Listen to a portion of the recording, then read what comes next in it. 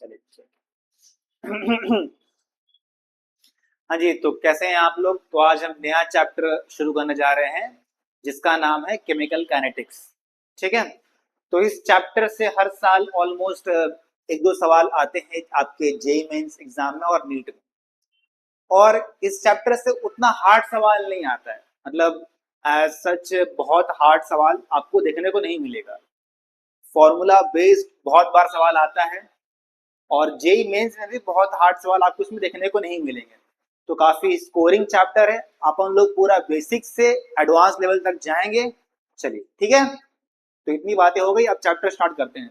चलो चैप्टर का नाम डालिएगा। चैप्टर का नाम, कॉपी किताब खोल लीजिए, चैप्टर का नाम डालिए chemical kinetics. Chemical kinetics, chemical kinetics. भैया सवाल ये आता है कि इस चैप्टर का सिग्निफिकेंस क्या है, मतलब ये चैप्टर पढ़ना ही क्यों है। तो मैं कुछ आपको एग्जांपल देता हूं। जैसे देखिए, ऐसे मान लीजिए अगर मैं यहाँ लिखता हूं दो टाइप के रिएक्शन, सपोज करो मैं यहाँ लिखता हूं burning of petroleum, burning of petroleum, और साथ ही साथ मैं यहाँ लिखता हूं बर्निंग ऑफ वुड। तो इन दोनों टाइप के रिएक्शन में क्या सिमिलैरिटी है। देखो, ये दोनों टाइप के रिएक्शन कंबशन रिएक्शन है। दोनों ही रिएक्शन में अपन एक चीज को बर्न कर रहे हैं, कंबशन कर रहे हैं, पर डिफरेंस क्या है। डिफरेंस ये है कि जब आप पेट्रोल को जलाओगे तो बहुत जल्दी जल जाएगा, लेकिन जब आप वुड को बर्न करोगे तो काफी धीरे धीरे बर्न होगा। मतलब डिफरेंस आ रहा है उनके रेट पे कि कौन जल्दी होगा रिएक्शन और कौन बहुत स्लो होगा रिएक्शन। समझ में आ रही बात। मैं आपको एक और एग्जांपल देता हूं। देखिए, जैसे कि मान लो मैं यहां लिखता हूं स्पॉइलेज ऑफ फूड। खाना तो खराब होता है ना, जो आप खाना रखते हो वो खाना तो खराब होता है। अब देखिए यहां पर एक और एग्जांपल देते हैं, जैसे कि स्पॉइलेज ऑफ पैकेड फूड। अब देखिए दोनों में ही जो खाना है वो खराब हो रहा है, बट डिफरेंस क्या आ रहा है। डिफरेंस ये हो रहा है कि अगर आपका जो खाना है वो पैकेट में नहीं है तो बहुत जल्दी खराब हो जाएगा, लेकिन अगर वहीं पर जो खाना है अगर कोई पैकेट के अंदर है तो थोड़ा से टाइम लगेगा उसको खराब होने में। डिफरेंस कहां पर आ रहा है, दोनों सेम प्रोसेस, पर डिफरेंस कहां पर आ रहा है, उनके रेट में। ठीक है, तो मैं कह सकता हूं कि ये जो रिएक्शन है ये आपका है फास्ट प्रोसेस, बहुत जल्दी खाना खराब हो जाएगा इसमें। बट अगर खाना जो फूड है वो पैकेट में है तो खाना जल्दी खराब नहीं होगा, इसको बोल सकते हैं स्लो प्रोसेस। सिमिलरली आप यहां भी लिख सकते हो, बर्निंग और जो पेट्रोलियम वो क्या है, फास्ट प्रोसेस है, बहुत जल्दी हो जाएगा। और जो बर्निंग ऑफ वुड है वो क्या है, स्लो प्रोसेस। ठीक है, तो आपको आई थिंक सिग्निफिकेंस समझ में आ रही है कि हमको क्यों पढ़ना है। ठीक है, यहां पर सेम प्रोसेस होने के बाद भी डिफरेंस है रिएक्शन में, क्योंकि उनका जो रेट है वो डिफरेंट है। ठीक है, तो यहां तक कॉपी कर लो, फिर आगे बढ़ेंगे। ये सब तो अभी हम इंट्रोडक्शन पार्ट पढ़ रहे हैं बेसिकली, कि ये चैप्टर में क्यों पढ़ना है, क्या पढ़ना है, कैसे पढ़ना है, वो सब अभी देख रहे हैं। ठीक है, हो गया, कॉपी कर लिए। ठीक है, फिर आगे बढ़ते हैं। चलिए, चलो सब दिखाई दे रहा है, हाँ जी बढ़िया। चलिए देखिएगा ध्यान से, आगे बढ़ रहे हैं। अब देखिए, जो केमिकल फेनोमेनॉन होता है ना, केमिकल फेनोमेनॉन, केमिकल फेनोमेनॉन, केमिकल फेनोमेनॉन, इसको हम दो टाइप से सीखते हैं। ठीक है, तो ये आप दो टाइप से पढ़ोगे। एक आता है थर्मोडायनेमिक्स से। ठीक है, थर्मोडायनेमिक्स, यहां आप लिख लेना chemical phenomenon is studied through two ways. एक आता है थर्मोडायनेमिक्स से और एक आता है काइनेटिक्स के वेज। काइनेटिक्स। थर्मोडायनेमिक्स में आप क्या देखते हो जी कि वो जो रिएक्शन है उसमें एनर्जी कंज्यूम हो रही है या रिलीज हो रही है, या फिर वो रिएक्शन फिजिबल है या फिजिबल नहीं है। ठीक है, मतलब कोई रिएक्शन होगा या नहीं होगा, उसमें कितनी एनर्जी आपको देनी पड़ रही, कितनी एनर्जी नहीं देनी पड़ रही है, तो वो सब हम सीखते हैं थर्मोडायनेमिक्स में। ठीक है, क्या लिखिएगा, इट टेल्स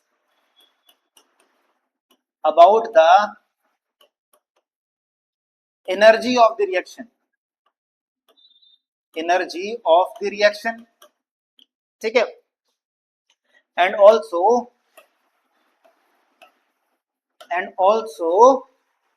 अबाउट द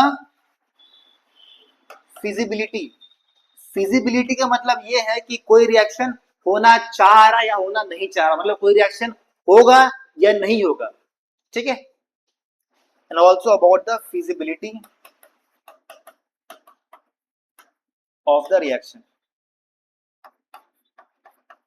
ठीक है, चलिए बात समझ में आ रही है ना। अब देखिएगा, अब वहीं पर काइनेटिक्स में अपन क्या पढ़ते हैं कि ध्यान दीजिएगा, कोई रिएक्शन जब होगा तो उसका रेट क्या होगा। ठीक है, जब कोई रिएक्शन हो रहा तो कितनी रेट से हो रहा और कौन कौन से फैक्टर जो उसके रेट को अफेक्ट करेंगे। ठीक है, तो लिखिए, it tells about the rate of the reaction. Notes बनाते रहना है, नोट्स नहीं बनाएंगे तो आपको बहुत लॉस होगा, समझ लो। ठीक है, it tells about the rate of the reaction and factors affecting them, factors affecting them and also about the mechanism of the reaction। मतलब जो रिएक्शन हो रहा है उसमें कैसा मैकेनिज्म हो रहा है वो हम इसी में पढ़ते हैं, केमिकल काइनेटिक्स में नहीं पढ़ेंगे। ठीक है, and also about the mechanism of the reaction. चलिए ठीक है, इतनी बातें समझ में आई होगी आई थिंक। ठीक है, कॉपी कीजिए, फिर एक एग्जांपल देंगे इसी में आपको। चलिए ठीक है, सब कुछ दिखाई दे रहा है, हाँ बढ़िया। आइए तो एक एग्जांपल देते हैं, देखिए जैसे कि मान लीजिए, इसमें बहुत ही खूबसूरत एग्जांपल है इसे।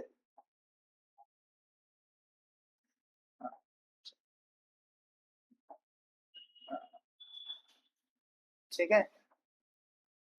आई थिंक चलेगा। ठीक है ठीक है ठीक है, डिस्ट्रैक्ट नहीं होना छोटी छोटी चीजों से। आइए देखिए, जैसे मैं एग्जांपल देता हूं, देखिए डायमंड है, ये जो रिएक्शन है डायमंड चेंज हो रहा है किसमें, ग्राफाइट में। अब ध्यान दीजिएगा मेरी बातों को, थर्मोडायनेमिकली ये देखा गया कि ये रिएक्शन फिजिबल है। ठीक है, तो इट वाज ऑब्जर्व्ड दैट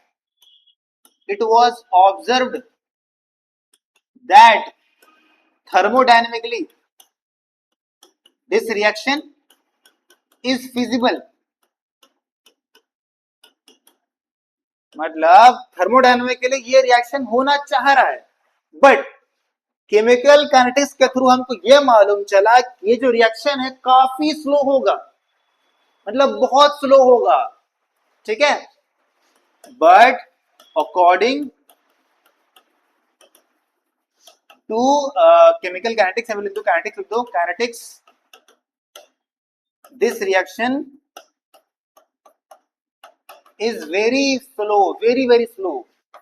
तो इसीलिए हम देखते हैं कि जो डायमंड है ना वो चेंज ही नहीं होता ग्राफाइट में, क्योंकि बहुत स्लो होता है भैया। ठीक है, इसीलिए वो जो डायमंड है काफी स्टेबल है, इसीलिए क्योंकि बहुत स्लो हो रहा है, बहुत बहुत स्लो।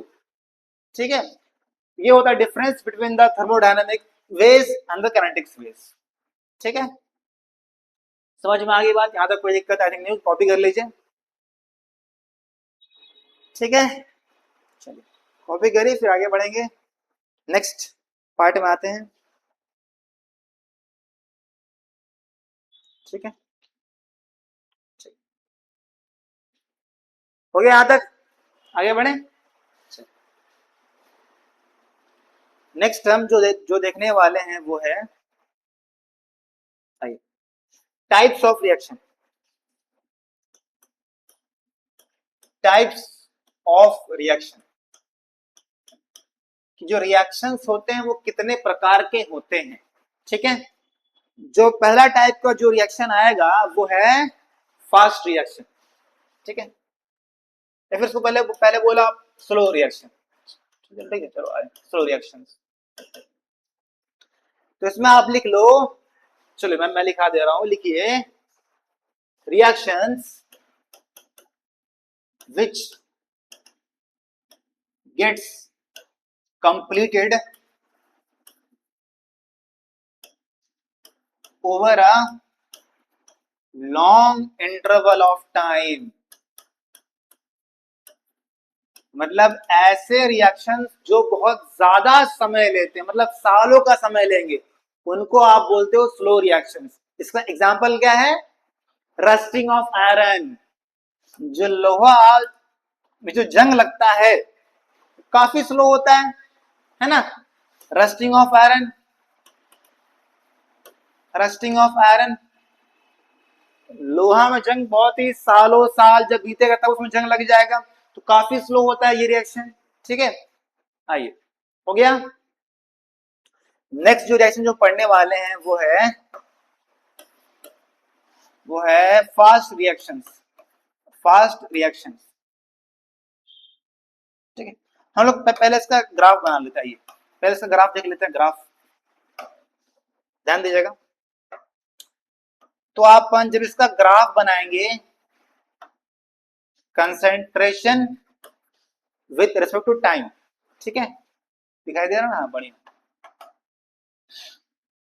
तो चूंकि ये रिएक्शन इतना स्लो हो रहा ना, हम अज्यूम कर लेते हैं कि जो कंसंट्रेशन रहेगा वो काफी कांस्टेंट है, मतलब उतना उसमें चेंज नहीं आ रहा। ये बहुत स्लो हो रहा, बहुत बहुत स्लो हो रहा, सालों साल लग जा रहे हैं इसको होने में। तो हम मान लेते हैं कि जो कंसंट्रेशन है वो कांस्टेंट है ऑलमोस्ट, ऐसे कुछ ग्राफ बन जाएगा। ठीक है, समझ में आ गया? चलिए, नेक्स्ट जो रिएक्शन है, मैं आगे बढ़ता हूं, इसको रब करता हूं, मिटाता हूं। नेक्स्ट जो रिएक्शन है वो आ जाएगा फास्ट रिएक्शंस। देखो, ऐसे रिएक्शन जो कुछ सेकंड में हो जाए, मतलब चुटकियों में हो जाए, उनको आप बोलते हो फास्ट रिएक्शंस। तो लिखिएगा इसमें रिएक्शंस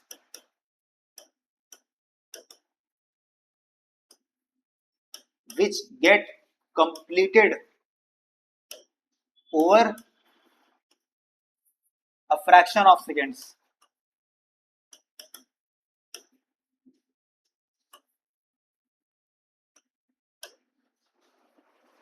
ठीक है, इसका एग्जाम्पल क्या दोगे जी? आइए देखते हैं।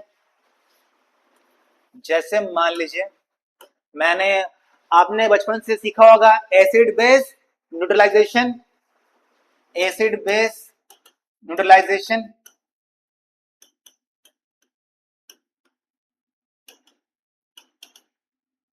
ठीक है, देखा होगा आपने। और चीज सीखी होगी आपने हमेशा से, क्या? प्रेसिपिटेशन रिएक्शन वाले, प्रेसिपिटेट रिएक्शन वाले, प्रेसिपिटेट रिएक्शंस। ठीक है, हाँ जी, बढ़िया। देखिए, अब इसका भी ग्राफ बना लेंगे। जैसे जैसे देखिए, मान लीजिए अगर अपन यहाँ HCl ले रहे, सपोज करो HCl ले रहे हैं, ठीक है, चलो ग्राफ बना रहे हैं HCl। ये है कंसंट्रेशन, ये है टाइम। ठीक है, देखो, शुरुआत में कुछ मान लो HCl का कुछ तो होगा। जैसे ही हमने उसमें एक बेस डाला, NaOH, एक बेस डाला, फटाक से उसी टाइम क्या फॉर्म कर दिया? NaCl। जब भैया NaCl फॉर्म किया होगा तो ये जो HCl है इसका तो जो कंसेंट्रेशन है वो तो कम हुआ होगा, है ना? कुछ ऐसा ग्राफ बनेगा, इसको देखो ऐसा ग्राफ, ठीक है।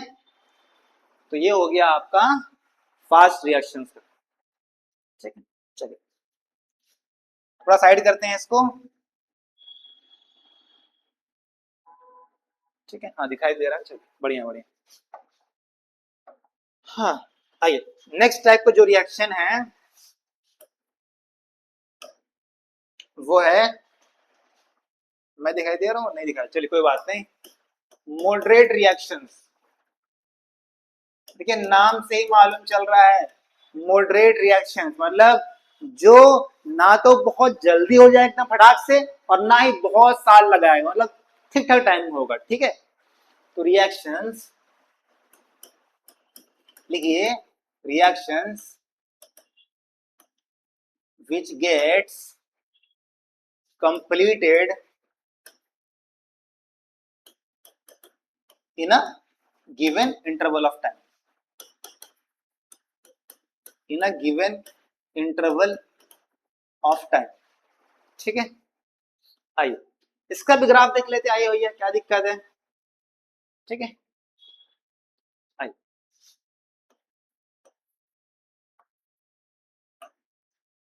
ध्यान से देखना ग्राफ इसका, ठीक है। इसका जो ग्राफ देखोगे आप लोग पहले इसका एक एग्जांपल देख लीजिए, आइए पहले एग्जांपल देख लेते हैं इसका। एग्जांपल है इसके जो आएगा एग्जांपल, वो है इन्वर्जन ऑफ शुगर, ठीक है। तो बेसिकली वहां पर मेरे को स्क्रीन दिख रही है, इसलिए मैं वहां देख रहा हूँ कि सब सही से दिख रहा है कि नहीं, इसीलिए, ठीक है। ये है इन्वर्जन ऑफ शुगर, ध्यान दीजिएगा।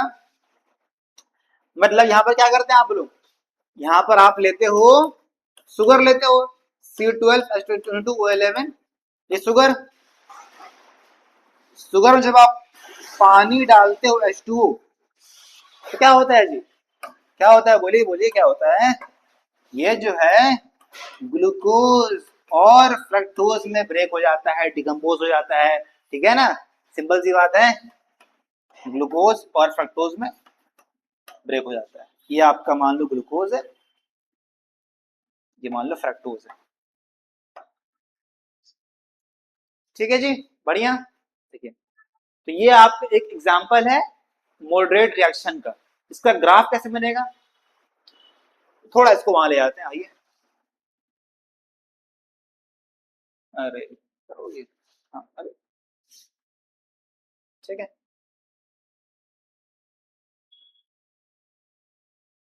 चलिए देखते हैं, आइए। तो ग्राफ कुछ ऐसा बनेगा, देखो ग्राफ, ग्राफ देखना, ग्राफ मान लो ये हो गया कंसेंट्रेशन आपका, ये हो गया टाइम, तो यहाँ देखो कुछ ऐसा ग्राफ बनेगा,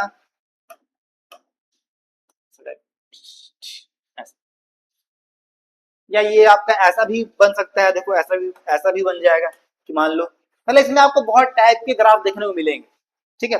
और बेसिकली आपको ना इस चैप्टर में मॉडरेट रिएक्शन के बारे में ही पढ़ना है, आपको स्लो रिएक्शन के बारे में नहीं पढ़ना है, क्योंकि वो बहुत साल उसमें वेस्ट हो रहा है, उसके बारे में नहीं पढ़ना आपको।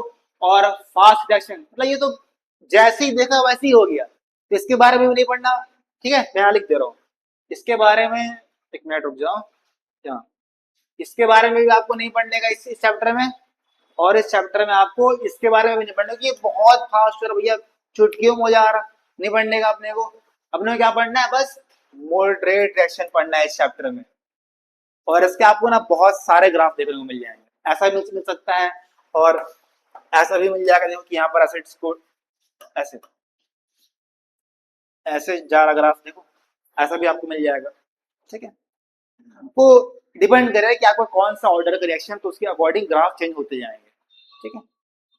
चलिए यहाँ तक हो गया, तो कॉपी कर लीजिए यहाँ तक, फिर आगे बढ़ेंगे अपन लोग, ठीक है। चलिए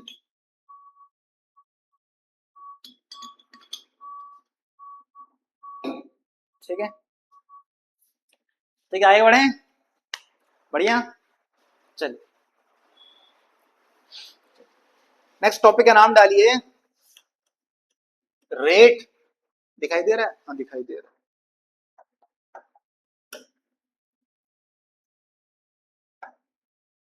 चल नेक्स्ट टॉपिक का नाम डालिए रेट ऑफ रिएक्शंस।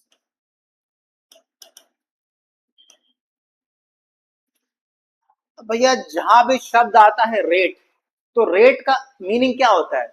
जब कोई भी चीज को अपन लोग विथ टाइम मेजर करते हैं तो उसको क्या बोलते हैं? रेट बोलते हैं। ठीक है, तो जब कोई भी चीज को आप समय के अनुसार मापते हो तो उसको रेट बोलते हो। अब यहाँ पर रिएक्शन में आप क्या माप रहे हो? कंसेंट्रेशन को ही ना आप मेजर कर रहे हो with respect to time.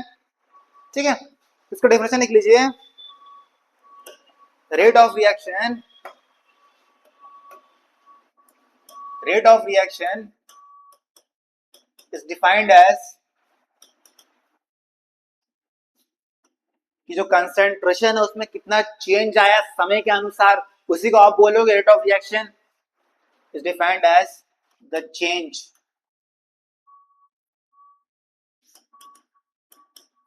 In the concentration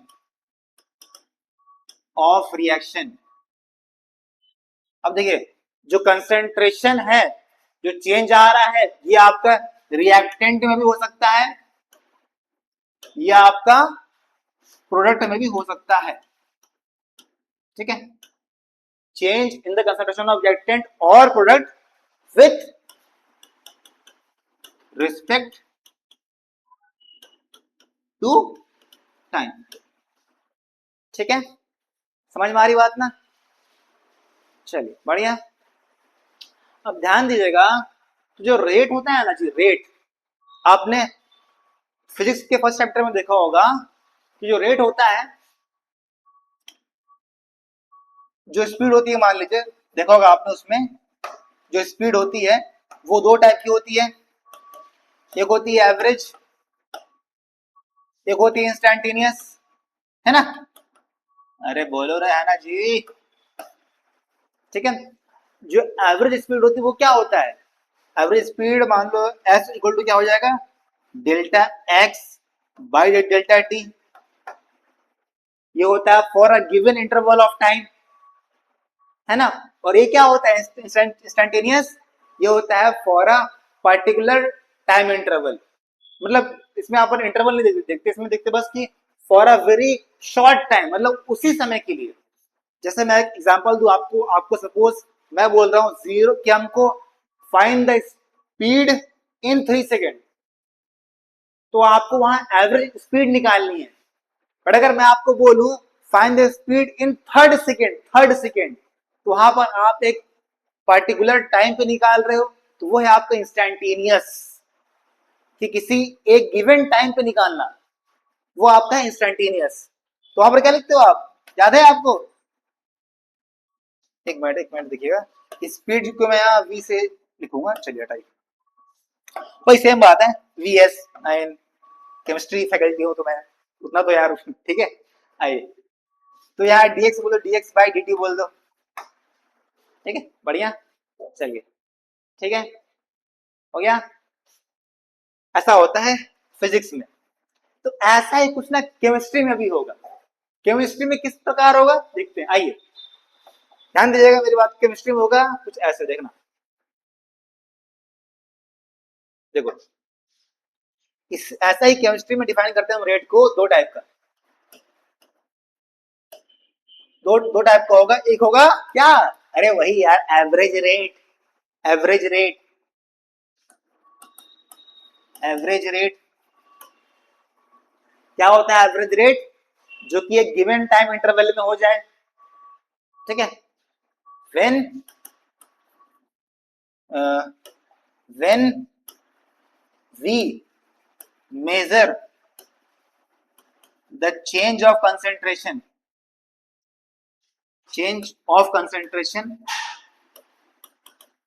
in a given time interval,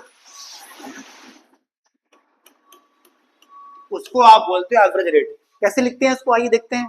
जैसे मान लो मैंने आपसे पूछा कैसे लिखेंगे इसको, क्या बोलोगे आप जी? आर एवरेज, ये हो गया एवरेज रेट का साइन। ठीक है, फिर क्या, डेल्टा सी, सी क्या है, कंसेंट्रेशन है रे, concentration by delta T, change है मतलब फाइनल माइनस इनिशियल, तो क्या हो जाएगा जी, ये हो जाएगा C2 minus C1 T2 minus T1, बात समझ में आ रही है ना, ठीक है, ये हो जाएगा आपका एवरेज रेट, ठीक है। आइए, और वहीं पर अगर मैं लिखता हूं जो जो सेकंड टाइप का जो रेट है वो है इंस्टैंटेनियस रेट, वो कैसे होगा देखो, इंस्टैंटेनियस, अरे सो तो नहीं गया जी, जागे हो ना, बात समझ में आ रही है, चलिए बढ़िया, क्या हो जाएगा ये, जब हम लोग when we measure the change in concentration in a fixed या फिर in a particular time interval, ठीक है, आइए समझ में, देखो when we measure change in concentration in a particular given time, in particular, खाली पर्टिकुलर लिखो ना यार, इतना अंग्रेजी काहे सुधारने की जरूरत है रे, आप तो अपन जे यूनिट के छात्र हैं, ठीक है, इतना अंग्रेजी थोड़ा से 19-20 हो सकता है कि नहीं जी, ठीक है, इन अ पर्टिकुलर टाइम, और जिस तरह से अपन लोग इंस्टैंटेनियस स्पीड के लिए क्या लिखते थे, v equal to D S by D T, यहाँ क्या लिख देंगे, r इंस्टैंटेनियस इक्वल टू, अरे बोलिए जी, आप ही से पूछ रहा हूँ, बोलिए बोलिए, dc बाई dt, ये हो जाएगा ना, सिंपल सा है। और अगर थोड़ा मोड़ा आप मैथ्स का कॉन्सेप्ट लगाओ तो यहाँ क्या दिख रहा है आपको, dc बाई dt क्या है, यही तो है बेटा, क्या है जी, समझ में आ रही बात, क्या है, यही तो है आपका स्लोप, क्या ये स्लोप है, slope of concentration time graph, समझ में आ रहा है, इंस्टैंटेनियस रेट क्या होता है, स्लोप होता है रे सीटी ग्राफ का, ठीक है, समझ में आ रही है बात, तो कॉपी कर लो और थोड़ा सा अभी ग्राफ देखेंगे तो कैसे ग्राफ होता है हमारे पास, ठीक है, सब कोई कॉपी कर लो, पहले कॉपी कर लीजिए, फटाक फटाक कॉपी कीजिए, और किसी को भी अगर कोई डाउट हो तो पूछ सकता है कमेंट बॉक्स में, ठीक है।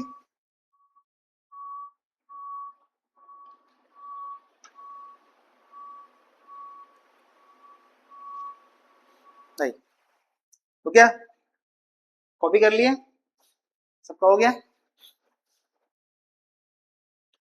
ठीक है, चलो नेक्स्ट चलते हैं, नेक्स्ट पेज, बढ़िया बढ़िया चल रहा है, कितना टाइम हो गया जी वीडियो रिकॉर्ड करते हुए, टाइम कहाँ दिखाता है, टाइम कहाँ दिखाता है, पता नहीं, कहीं तो शो करता होगा, 28 मिनट हो रहा, बढ़िया बढ़िया, अभी तो पार्टी शुरू हुई है यार, चलो आगे बढ़ते हैं, थोड़ा ग्राफ देखते हैं, ग्राफ, टॉपिक का नाम डाल दो ग्राफिकल एनालिसिस,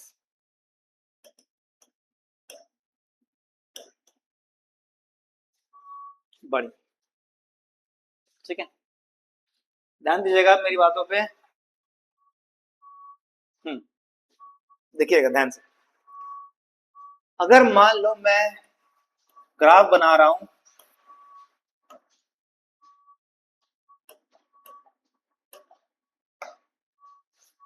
कंसेंट्रेशन और टाइम का, और ये जो ग्राफ है ना ये आपका है रिएक्टेंट का, रिएक्टेंट, ठीक है, तो भैया कोई भी केमिकल रिएक्शन में रिएक्टेंट शुरुआत में होता है मैक्सिमम, होता है कि नहीं होता, अरे रिएक्शन के शुरू होने के पहले जो रिएक्टेंट है वो होता है मैक्सिमम, और जैसे ही रिएक्शन शुरू होता है फिर होता है फिर होता है फिर क्या होता है, जो रिएक्टेंट है वो कम होता है, कम होते जाता है ना, तो मान लो स्टार्टिंग में बिफोर जब मेरा जो रिएक्शन जो स्टार्ट हुआ था मान लो मेरा इतना था रिएक्टेंट, और बाद में कितना हो जाएगा, ऐसे हो जाएगा बेटा, बाद में डिक्रीज होगा ना ग्राफ। ठीक है, देखते हैं फिर। ठीक है,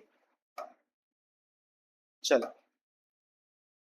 तो इसमें थोड़ा सा दिमाग लगाएंगे आप। देखिए मान लीजिए मेरा T1 टाइम है, इसमें जो कंसंट्रेशन था वो था मान लीजिए C1, थोड़ा टाइम बढ़ा T2 पे आए, तो अब जो मिला हमको वो मिला C2 मिला। C2 मिला ना जी, हाँ जी मिला। अब चलो अगर हमको इसके लिए लिखना है एवरेज रेट, तो कैसे लिखोगे आप, delta C by delta T, यानी C2 minus C1, T2 minus T1, है ना, सबका यही आ रहा है ना। देखो अभी इसमें एक और मजेदार बात है, वो मैं आपको कुछ देर में बताऊंगा। ठीक है, अभी बस ध्यान से बने रहना, जाना नहीं का नहीं, जाने का नहीं है, जाने का नहीं। अगर आए हो तो पूरा लेक्चर देख के जाने का भैया, बीच में जाना मना है। चलिए देखिए, अगर मैं आप ग्राफ बनाता हूं प्रोडक्ट का, प्रोडक्ट, तो भैया ध्यान दीजिएगा, ध्यान दीजिएगा। मान लो ये ग्राफ है आपका, वही सेम ग्राफ, कंसंट्रेशन और टाइम का। आप जानते हो रिएक्शन के शुरू होने के पहले जो प्रोडक्ट है उसका तो जीरो कंसंट्रेशन है, वो तो शून्य पर है ना। जैसे जैसे ये कम होते गया वैसे वैसे ये बढ़ते गया, फॉर्म होते गया, है ना। तो ऐसा ग्राफ बनेगा, देखो इसका ऐसा कुछ ग्राफ बन जाएगा। आ रही बात समझ में, देखिए ध्यान दीजिएगा। तो मान लीजिए यहां थोड़ा करते हैं एनालिसिस। आइए T1 पे मान लो C1 है और T2 पे मान लो C2 है। ठीक है, क्लियर। तो यहां पर अगर मान लो हमको लिखना है एवरेज रेट, कैसे लिखोगे, delta C by delta T, C2 minus C1, T2 minus T1। अब जो बात थी, जो मेरे को करनी थी आपसे, वो मैं अभी करता हूं, सुनिए।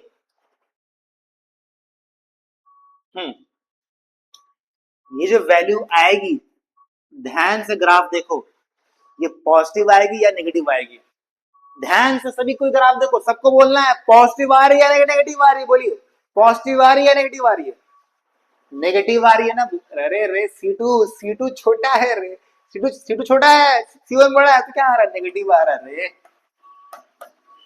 C2 इज स्मॉलर, बेटा C2 छोटा है ना, C1 बड़ा है, नेगेटिव आ रही है। और ये तो ऑफ कोर्स देखो C2 यहाँ बड़ा है, C1 छोटा है, ये पॉजिटिव आ रहा है। आ रही बात समझे।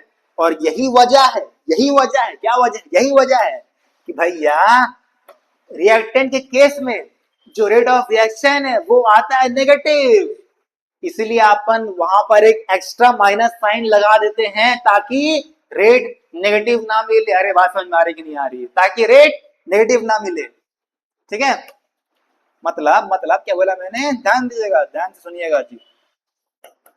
और यहाँ क्या हो जाएगा, यहाँ पर हम एक जब लिखेंगे एवरेज रेट ना, for reactant, for reactant not for product, क्योंकि वो तो पॉजिटिव ऑलरेडी आ रहा ना जी। ठीक है, ध्यान देना। तो ये हो जाएगा minus delta C by delta T, एक माइनस साइन पहले से ही लगा देंगे। ठीक है, ऐसे हो जाएगा फॉर रिएक्टेंट, फॉर रिएक्टेंट। और यहाँ वैसे सेम टू सेम रहेगा, ये average rate equal to delta C by delta T for product, ये आपका पॉजिटिव रहेगा। यहाँ कोई माइनस साइन नहीं लगाएंगे। क्यों नहीं लगाएंगे, मैंने एक्सप्लेन कर दिया अभी, यहाँ पर देख लिया आप लोग। ठीक है, बढ़िया। चलो कॉपी करो, कॉपी करो बढ़िया से। पानी खत्म हो गया मेरा जी, पानी खत्म, पानी खत्म। पानी खत्म यार, पानी प्यास लगी है। चलिए ठीक है, ध्यान से देखिए। बढ़िया बढ़िया, आगे बढ़े। कॉपी कर लिए? कॉपी कर लिए? बोलिए। अरे आप ही से पूछ रहा हूँ, कॉपी कर लिए? यस सर, ठीक है चलिए। अब इसमें एक बात बोलिएगा, थोड़ा सा जगह बनाते हैं, जगह बनाते हैं। आइए फिर पूछते हैं सवाल एक। सवाल पूछ ले एक। अरे पूछ लेते हैं सवाल यार, क्या दिक्कत, आसान सवाल। कहाँ लिखे, कहाँ लिखे? रेट ऑफ जो रिएक्शन जो लिख रहे हैं, रेट ऑफ रिएक्शन का बेटा यूनिट क्या होगा? रेट ऑफ रिएक्शन मतलब आप जिसको आर बोल रहे हो, देखो एक बात मेरी याद रखना, चाहे मैं रेट बोलूं चाहे मैं रेट ऑफ रिएक्शन बोल दूं, दोनों सेम चीज है। क्या मैंने बोला? चाहे मैं रेट बोलूं या फिर मैं रेट ऑफ रिएक्शन बोल दूं, दोनों सेम चीज है, दोनों डिफरेंट चीज नहीं है। नहीं कि भैया रेट क्या है, ना ना, सेम चीज, दोनों सेम चीज, सेम चीज, सेम चीज। ठीक है, क्या हो जाएगा यूनिट इसका? देखो आसान है रे, आसान आसान हलवा। देखो ऊपर में क्या लिखे हैं? कंसेंट्रेशन मतलब मोलारिटी, है ना, मोलारिटी। नीचे में क्या है? टाइम मतलब सेकेंड। अब मोलारिटी क्या होता है? मोल पर लीटर, मोल पर लीटर। तो ऐसे हो जाए, देखो मोल पर लीटर सेकेंड इनवर्स। तो ये हो गया यूनिट ऑफ रेट या फिर रेट ऑफ रिएक्शन। ठीक है, तो कॉपी कर लीजिए। फिर थोड़ा सा बात कर लेंगे इंस्टेंटेनियस के ग्राफ के बारे में। आइए आगे बढ़े। ठीक है,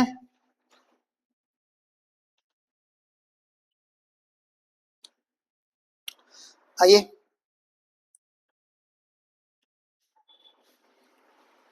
आगे बढ़ लेते हैं। ठीक है, अब मान लो क्या ये कलर दिख रहा है? कलर दिख रहा है, कलर कलर कलर दिख रहा है ना यार, दिख रहा है ना यार, दिख रहा दिख रहा दिख रहा है। अबे आंखों से देखो दिखेगा। आइए वही सेम ग्राफ कंसंट्रेशन और टाइम का। मान लो मैंने यहाँ पर रिएक्टेंट के लिए बना दिया, फॉर रिएक्टेंट गन। आइए अब हमको मान लीजिए, ध्यान दीजिएगा मेरी बातों, मेरी बातों को ध्यान दीजिएगा, ध्यान। मान लीजिए हमको इस पॉइंट पे फाइंड करना है इंस्टेंटेनियस रेट, एक फिक्स पॉइंट पे। टाइम ले लिया हम, ये टाइम मेरा है, टी बोल दीजिए। अब जिस पॉइंट पे आपको फाइंड करना है रेट, वहां पर एक टेंजेंट ड्रॉ कर लो। क्या बोला मैंने? जिस पॉइंट पे आपको फाइंड करना है रेट, वहां पर एक टेंजेंट ड्रॉ कर लो। आइए ये पॉइंट पे टेंजेंट ड्रॉ कर लो। कर लिया ड्रॉ आपने? और फिर ये टेंजेंट जो स्लोप बनाएगा, जो स्लोप बनाएगा वही तो है मेरा इंस्टेंटेनियस रेट।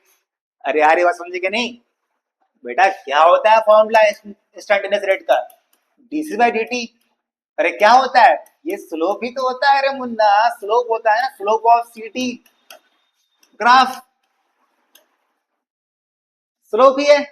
और मैंने ये ग्राफ बनाई थी रिएक्टेंट के लिए, मैंने ये ग्राफ बनाया था रिएक्टेंट के लिए बेटा।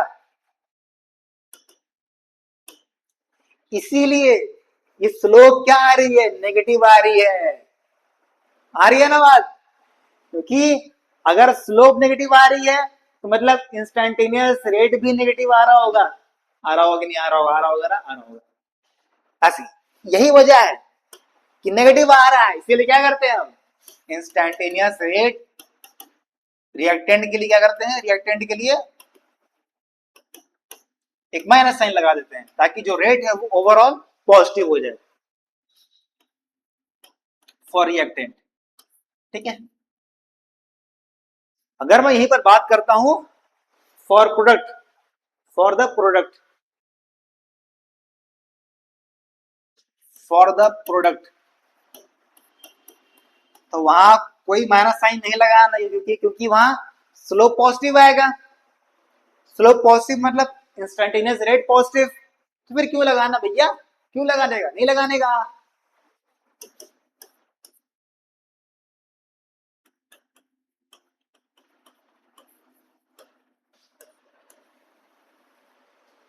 ठीक है, ठीक है, बात समझ में आ रही है।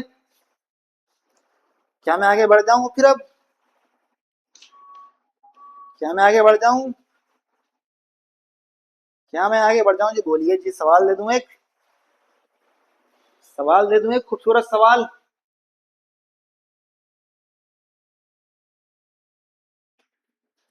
सवाल दे दे एक, अरे आपसे पूछ रहा हूं, सवाल दे एक। हाँ चलिए, अपने जोश को हाई रखना है एकदम, ठीक है। जब तक छोड़ेंगे नहीं तब तक छोड़ेंगे नहीं। अगर मन में ठान लिया है कि जेई और नीट क्रैक करना है, चाहे आप जेई है चाहे फिर नीट है, आईआईटी जाना है, एम्स जाना है, तो जाना है। चाहे रास्ते में कुछ भी परेशानी आए, मुसीबत आए, कुछ भी आए, अपने को मेहनत करते रहने का है, ठीक है। चलिए बढ़िया, जोश हाई रखने का एकदम। आइए आगे बढ़ते हैं, एक सवाल लेते हैं, आइए।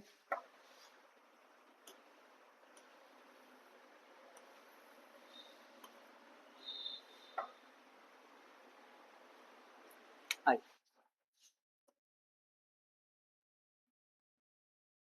ठीक है, ध्यान देना सवाल। अरे सवाल दे रहा हूँ जी, सवाल लोगे ना, सॉल्व कर लोगे। आइए, 0.1 दिख रहा है। हाँ, आई थिंक थोड़ा दिख कम रहा है।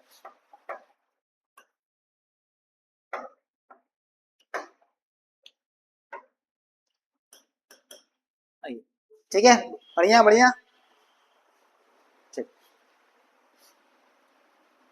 0.08,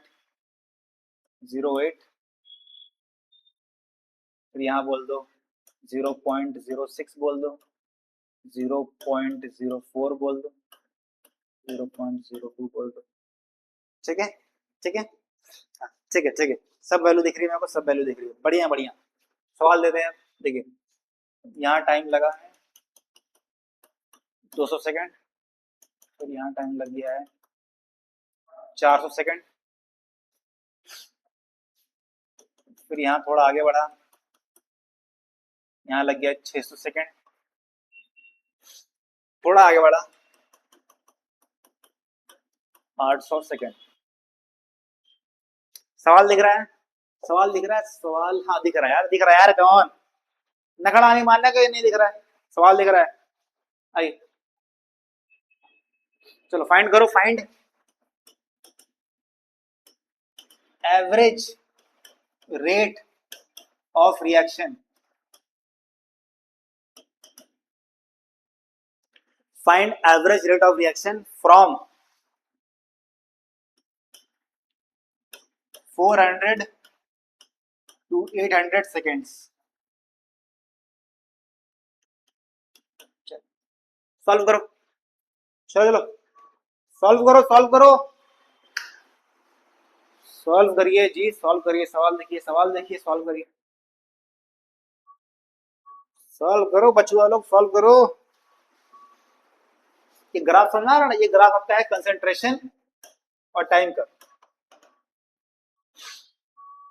चलिए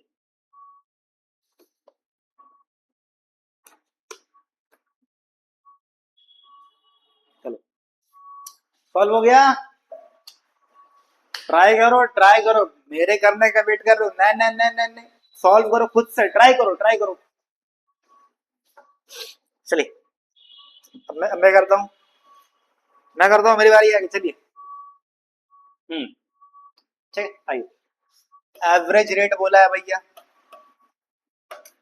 अब थोड़ा अगर दिमाग लगाओ, थोड़ा अगर दिमाग लगाओ, तो ये जो ग्राफ है किसका है, रिएक्टेंट का ग्राफ है, तो यहाँ एक माइनस साइन लग जाएगा ना, minus delta C by delta T,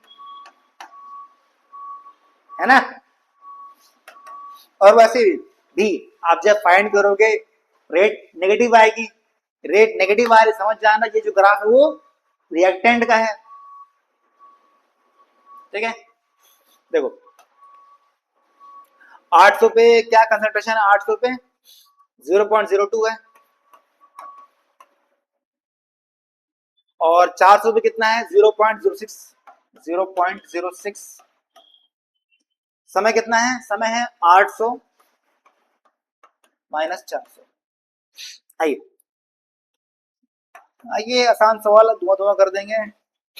0.04 by 400 आ गया, आएगा जी। हलवा हलवा हलवा, बढ़िया। 4 4, क्या मैं सही कर रहा हूं? ये आ जाएगा 10 का पावर -4। ठीक है, ठीक है ना यार, ठीक है यार, कम ऑन यार। 4 0.04 था, नीचे गया 100 आया, 100 100 10 का पावर 4, ऊपर का 10 का पावर -4 हो गया, 4 4 कट गया, हाँ हो गया। चलिए यूनिट क्या रहेगा, यूनिट क्या रहेगा, यूनिट यूनिट यूनिट क्या रहेगा भैया, मोल पर लीटर पर सेकेंड, या फिर ऐसे लिख दो मोलैरिटी पर सेकेंड, कुछ भी, सब सही रहेगा। ठीक है, सब सही रहेगा। ठीक है, ठीक है जी, क्या मेरी बात समझ में आ रही है? बढ़िया एकदम, कोई आता दिक्कत नहीं है ना, सब बढ़िया। ठीक है, तो आज के लिए यहीं तक रखते हैं। नेक्स्ट क्लास में हम बातें करेंगे कि रेट ऑफ रिएक्शन का कैसे फाइंड करते हैं एक्सप्रेशन। ठीक है, जैसे मान लो नेक्स्ट क्लास जो बातें करेंगे हम, जैसे मान लो मैंने आपको दे दिया alpha A plus beta B gives gamma C plus del D, तो ऐसे रिएक्शन का कैसे लिखोगे आप रेट ऑफ रिएक्शन, ये मैं आपको सिखाऊंगा नेक्स्ट क्लास में। ठीक है, तो आज के लिए इतना ही, पढ़ते रहिए, मुस्कुराते रहिए, फिर मिलेंगे। ठीक है, तब तक के लिए चलिए बाय बाय। ठीक है, चलिए।